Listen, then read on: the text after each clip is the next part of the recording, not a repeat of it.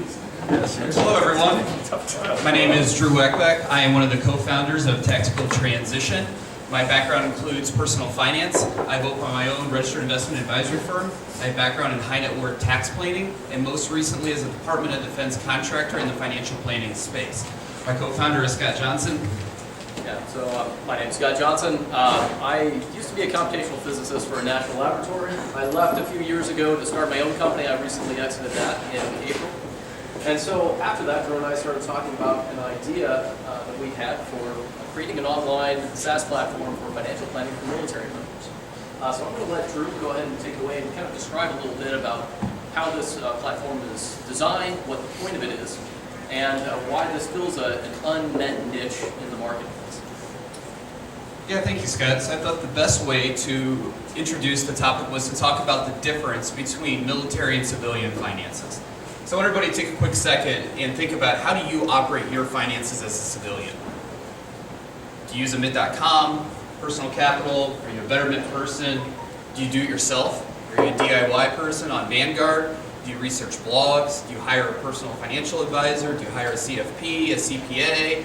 Do you just do your own research? Are you a bogglehead? There's a whole bunch of different resources and availabilities to do your own personal finances in the civilian space. However, in the military, we have a Title 10 problem.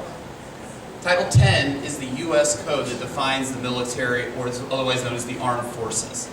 And the armed forces allows the military to operate their financial compensation package however they really choose to. And since the military is well over 200 years old, the different grandfathering rules and archaic structures still persist 200 years later. What you have here on the left side is the 4 different current retirement plans in effect right now. In the middle, you see all of these acronym alphabet soup of different clauses within the military. So you pick out your retirement plan, which is dependent upon when you join the military and how you join the military. In the middle has to do with where you're located or your own personal circumstances. And on the right side is everyone's favorite grandpa. Because the military does not make wholesale changes to everybody that's already in force. They make changes looking prospective. So if you joined the military in 1993, you have a different pile of benefits than somebody that joined in 2006. And you have different benefits than somebody that joined the National Guard in 1995.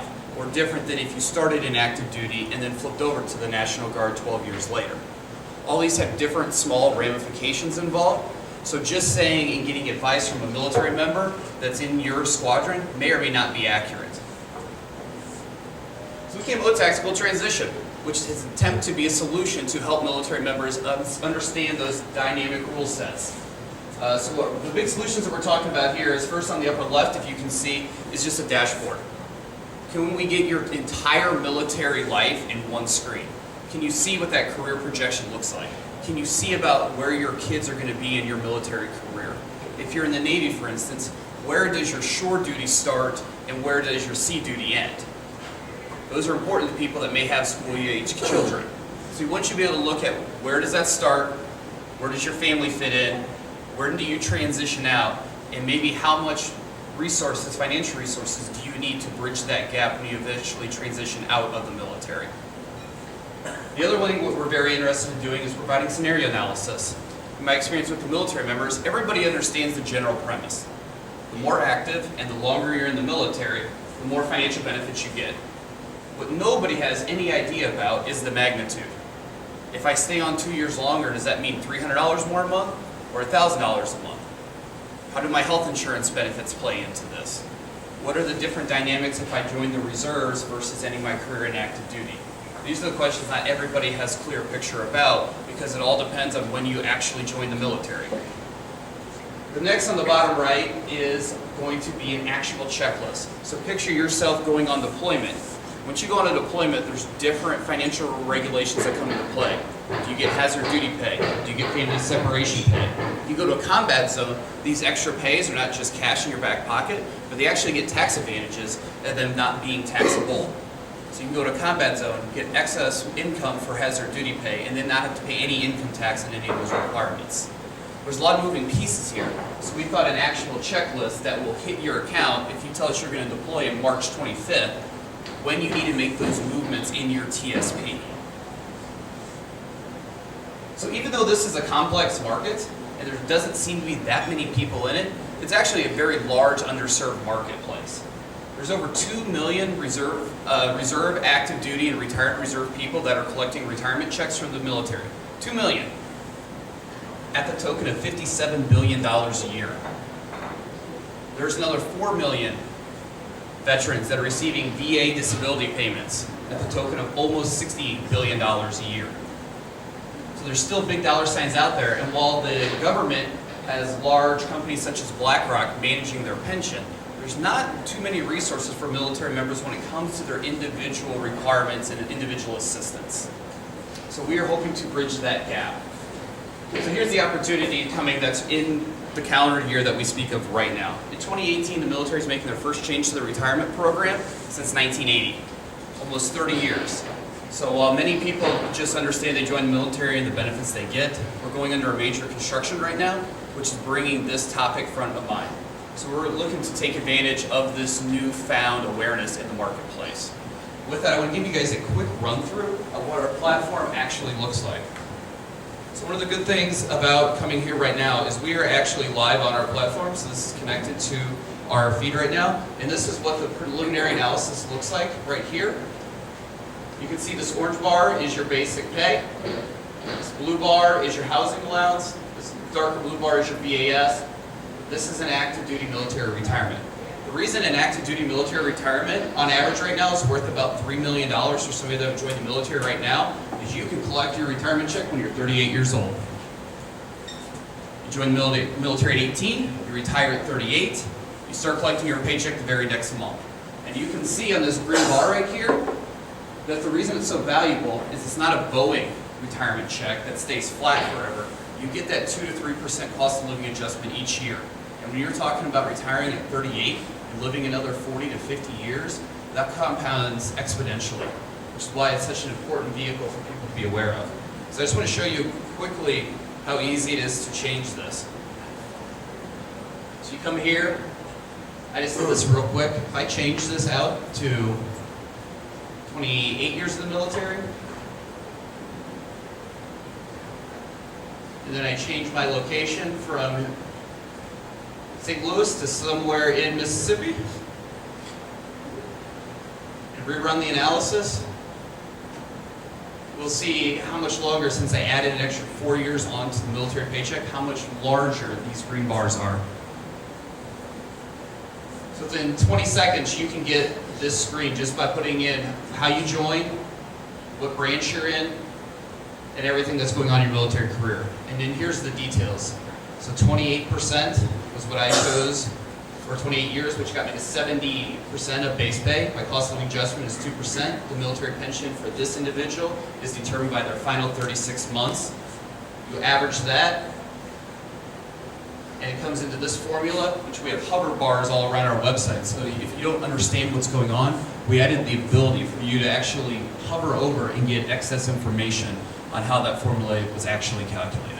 The beauty of this program, in my opinion, is the fact that you can get through this program and get your answer in less than 5 minutes, and it doesn't require any financial knowledge.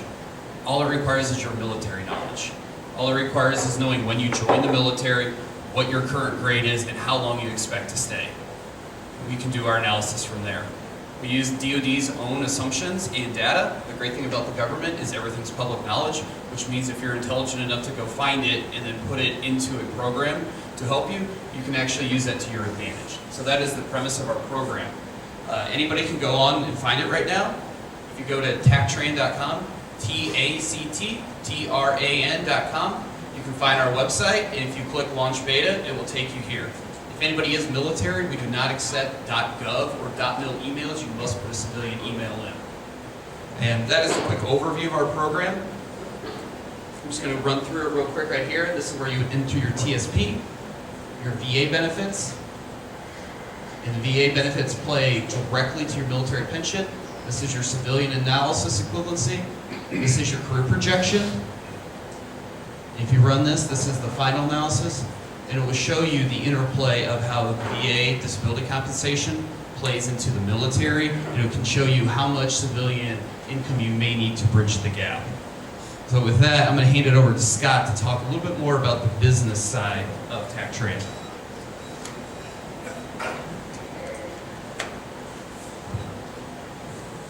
So I think one of the reasons that we were very interested in this is that there is a disruptive event going on right now in this particular industry. As you can imagine, if you've had a retirement system in place for 40 years, people don't really think about it.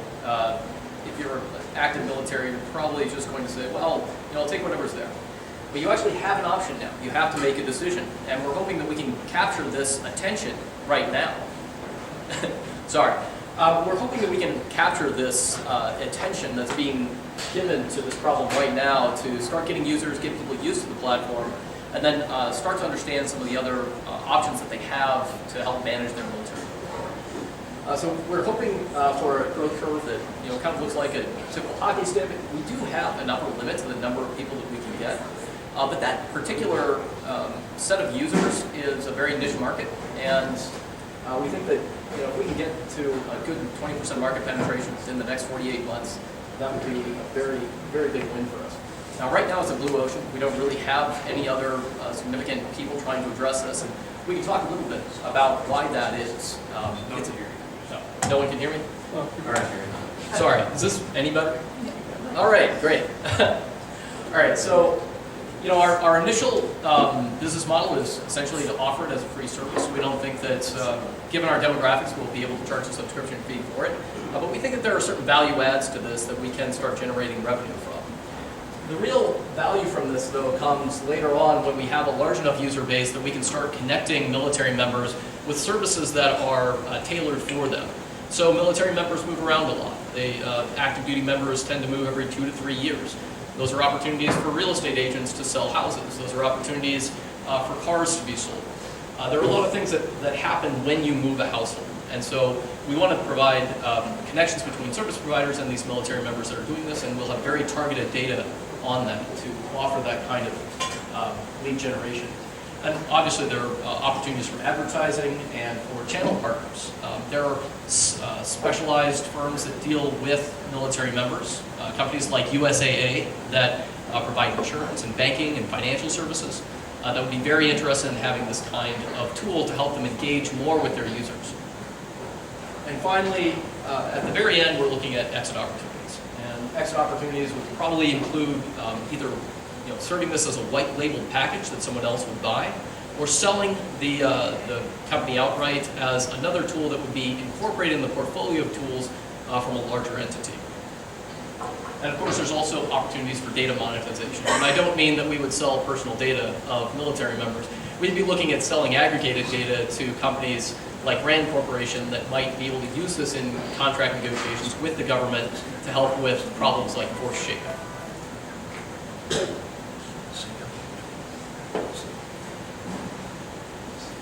So I guess here today, our real ask from the 1 million Cups community is, right now we're kind of to the point where we're live. We have a product that's out there. We're ready to start generating user base with it. We need some advice on B2C, go-to-market campaigns, and how we might be able to inject lead generation into our website effectively. So these are things that we don't really have a lot of experience with, and we're hoping someone in the audience does. Anybody have any questions for us? Yes, please, sir. please wait for the microphone. Whoa. Please wait for the microphone before we go. That's all right, 'cause otherwise nobody can hear you. So here you go, question number 1. Sure.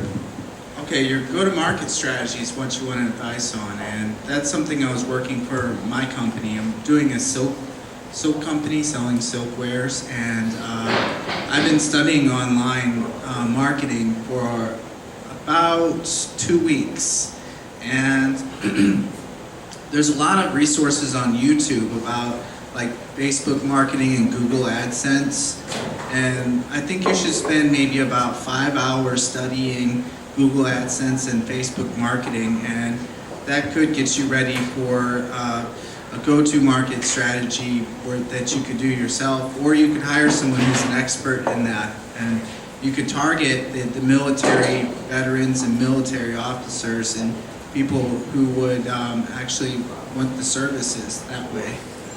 Yeah, definitely. We have a baseline of what we're looking to do, but we're looking for a domain expert that's most of our background is B2B. We're looking for B2C and somebody that can implement. We have the baseline idea. Good morning. So how much emphasis have you had on military spouses?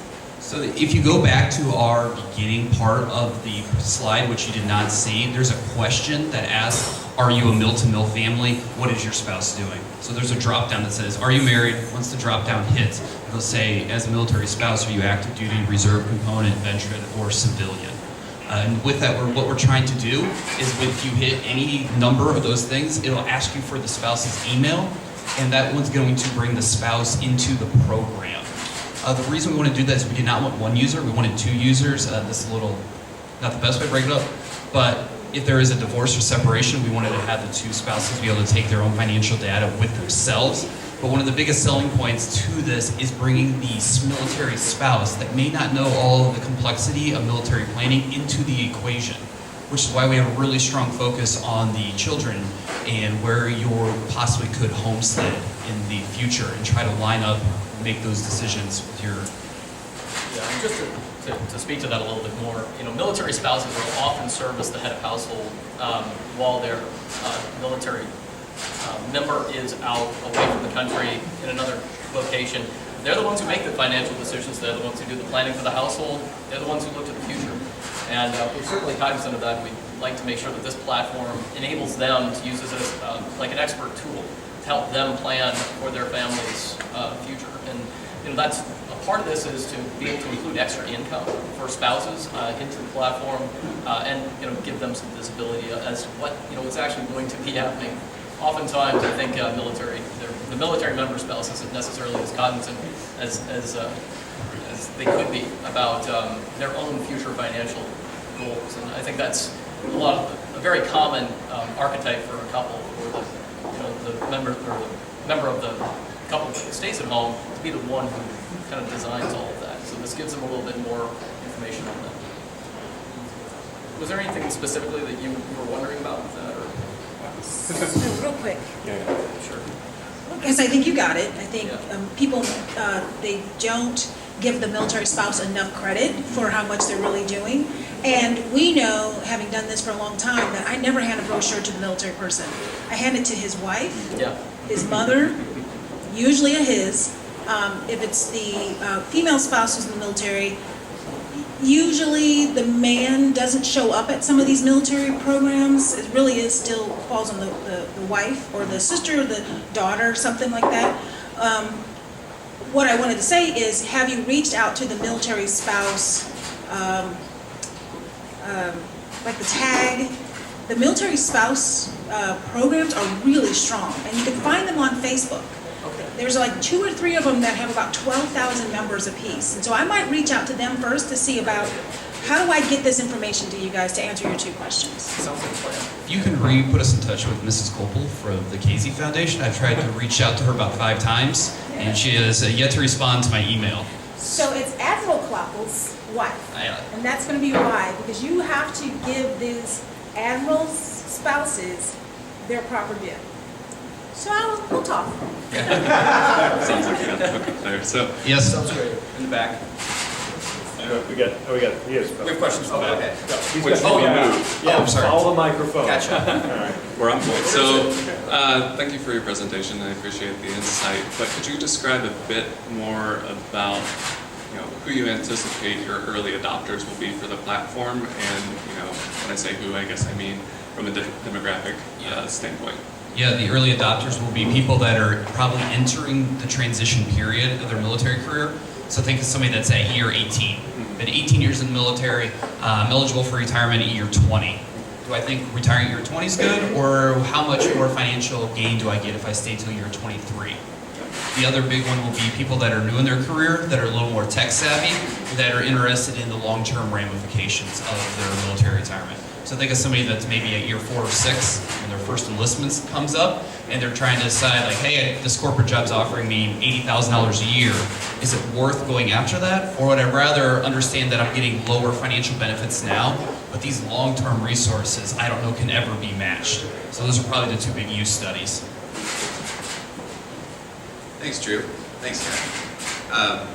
A couple of things. I thought the comment that this is you don't have to have a lot of financial knowledge, but just knowledge about being a military member. I think that was a really big selling, like a good way of stating it, really simple.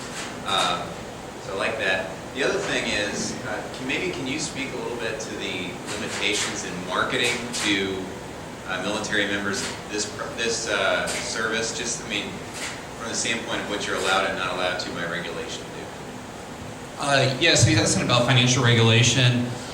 Since we are not providing any specific military financial guidance, we don't fall under any SEC or FINRA regulation.